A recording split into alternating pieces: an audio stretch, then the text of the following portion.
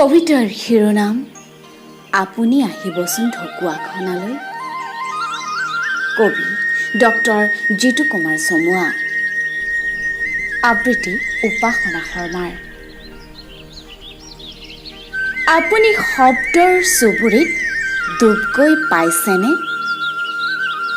জোনাকৰ সতে গোপনে গছৰ আঁৰলৈ ফটিকা খাই পাইছেনে? যদি পাইছে আপুনিও হ'ব পাৰে আমাৰ সহচৰ। আপুনিও হ'ব পাৰে নদী কাষৰীয়া মানুহ।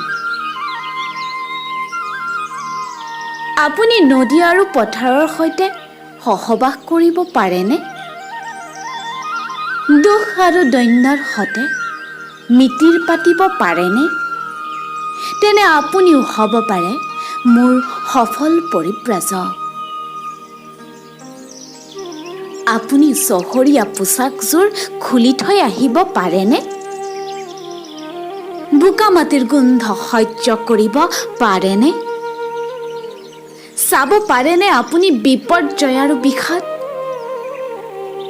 গাঁঠি ল'ব পাৰেনে ক্লান্তি আৰু অৱসাদ?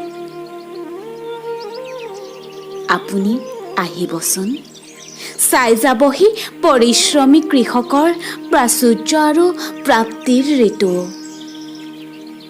আপুনি আহিলে আমাক জনাই নাহিব, আপুনি আহিলে যাওঁ বুলি নক'ব।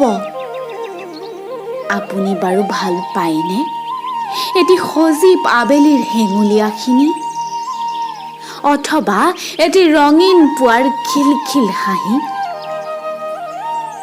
তেনে আহিব পাৰে মোৰ চহৰলৈ, এটা সেন্দুৰীয়া অথচ উখুৰা মুখুৰা আলিয়েদি সাঁতুৰি নাদুৰি চাব পাৰে মানুহ আৰু প্ৰকৃতি।